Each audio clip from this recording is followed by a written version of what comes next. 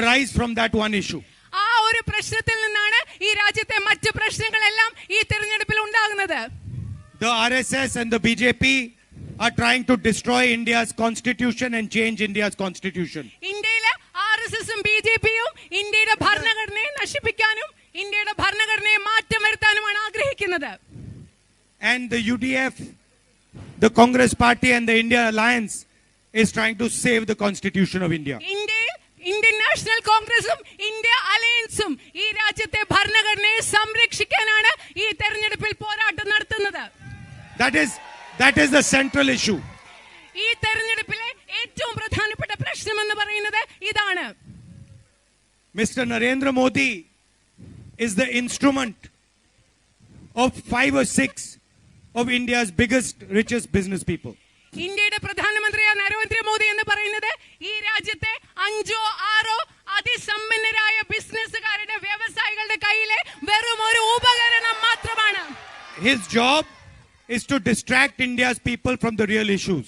നരേന്ദ്രമോദിയുടെ ജോലി എന്ന് പറയുന്നത് ഇന്ത്യയിലെ ജനങ്ങൾ അനുഭവിക്കുന്ന യഥാർത്ഥ പ്രശ്നങ്ങളിൽ നിന്ന് അവരുടെ ശ്രദ്ധ തിരിച്ചുവിടുക എന്നത് മാത്രമാണ്. That is why sometimes you will see him doing puja underneath the sea. Sometimes you will see him flying in the sky in a seaplane. അതുകൊണ്ടാണ് നരേന്ദ്രമോദിയെ നോക്കിയാൽ നിങ്ങൾക്ക് ചില സമയത്ത് കാണാം അദ്ദേഹം സമുദ്രത്തിന്റെ അടിയിൽ പൂജ ചെയ്യുകയാണ്, അല്ലാത്ത സമയം അദ്ദേഹം ആകാശത്ത് സീ പ്ലെയിനിൽ പറന്നുകൊണ്ടിരിക്കുകയാണ്.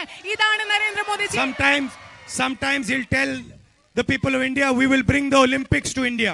ചില സമയം അദ്ദേഹം ഇന്ത്യയിലെ ജനങ്ങളോട് പറയും, ഞങ്ങൾ ഇന്ത്യയിലേക്ക് ഒളിമ്പിക്സ് കൊണ്ടുവരും. Another time he will say, we are going to send one man to the moon.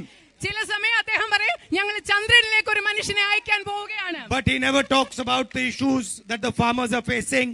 He never talks about unemployment. He never talks about price rise. പക്ഷേ നരേന്ദ്രമോദി ഒരു സമയത്തും രാജ്യത്തെ കർഷകർ നേരിടുന്ന പ്രശ്നങ്ങളെ കുറിച്ച് പറയുന്നില്ല, രാജ്യത്തെ തൊഴിലില്ലായ്മയെ കുറിച്ച് അദ്ദേഹം പറയുന്നില്ല, രാജ്യത്തെ വിലക്കയറ്റത്തെ കുറിച്ച് അദ്ദേഹം പറയുന്നില്ല. And all he does is he protects the richest people in the country and forgives their bank loans.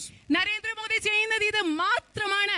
രാജ്യത്തെ അതിസമ്പന്നരായ മനുഷ്യരെ സംരക്ഷിക്കുകയും അവരുടെ ബാങ്കിലെ കടങ്ങൾ എഴുതിത്തള്ളുകയും മാത്രമാണ് നരേന്ദ്രമോദി ചെയ്യുന്നത്. He has given 16 lakh crores to 22 to 25 people. 22 മുതൽ 25 വരെയുള്ള രാജ്യത്തെ അതിസമ്പന്നരായ വ്യവസായികൾക്ക് അദ്ദേഹം 16 ലക്ഷം കോടി രൂപയാണ് നൽകിയിട്ടുള്ളത്. I don't know if you saw his interview with ANI yesterday. ഇന്നലെ ANI എന്ന് പറയുന്ന മാധ്യമവുമായിട്ട് അദ്ദേഹം നടത്തിയ അഭിമുഖം നിങ്ങൾ കേട്ടോ, നിങ്ങൾ കണ്ടോ എന്ന് എനിക്കറിയില്ല. I don't know if you saw his face and his eyes. നിങ്ങൾ നരേന്ദ്രമോദിയുടെ മുഖവും അദ്ദേഹത്തിന്റെ കണ്ണുകളും നിങ്ങൾ ശ്രദ്ധിച്ചോ എന്ന് എനിക്കറിയില്ല. He was trying to defend the biggest corruption scandal on the planet. Narendra Modi ഇന്നലെ എന്താണ് ചെയ്തതെന്ന് അറിയാമോ? അദ്ദേഹം ഈ ഭൂമിയിലെ ഏറ്റവും വലിയ അഴിമതിയെ സംരക്ഷിക്കാൻ ശ്രമിക്കുക, അതിനെ പ്രതിരോധിക്കാൻ ശ്രമിക്കുകയായിരുന്നു അദ്ദേഹം ഇന്നലെ ചെയ്തത്. Electoral bond scheme through which BJP has got thousands of crores of rupees by extorting them from India's businessmen. ഇന്നലെ അദ്ദേഹം സംരക്ഷിക്കാൻ ശ്രമിച്ചത് ഇലക്ട്രൽ ബോണ്ട്, തെരഞ്ഞെടുപ്പ് കടപ്പത്ര പദ്ധതിയെ അദ്ദേഹം പ്രതിരോധിക്കാൻ ശ്രമിക്കുകയാണ്. ആ പദ്ധതിയിലൂടെ രാജ്യത്തെ ബിസിനസ്സുകാരിൽ നിന്നും കൊള്ളയടിച്ച് പിടിച്ചു പറിച്ച് BJP കോടിക്കണക്കിന് പൈസ നേടിയ അഴിമതി പദ്ധതിയാണ് അദ്ദേഹം ഇന്നലെ സംരക്ഷിക്കാൻ ശ്രമിച്ചത്. If you look at the dates when the money was given, you will find that the CBI is deployed against a businessman, and a few weeks later, he pays the BJP. കുറിച്ച് ചിന്തിച്ചാൽ നിങ്ങൾക്ക് മനസ്സിലാക്കാൻ സാധിക്കും, പൈസ നൽകുന്നതിന് കുറച്ചു മുമ്പ് ആദ്യത്തെ കുറെ ദിവസങ്ങൾക്ക് അവർക്കെതിരെ CBI അയക്കും. CBI അയച്ച ശേഷം കുറച്ച് ദിവസങ്ങൾക്ക് ശേഷം ഈ ബിസിനസ്സുകാർ BJPക്ക് പൈസ നൽകും. ഇതാണ് ആ പദ്ധതിയിൽ സംഭവിച്ചത്.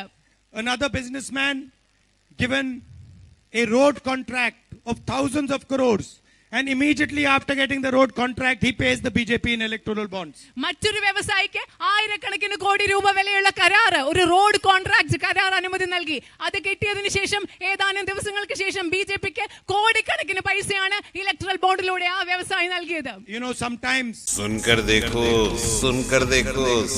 देखो जी, ममता राहुल मोदी बोले, लिखे जितेंद्र जी.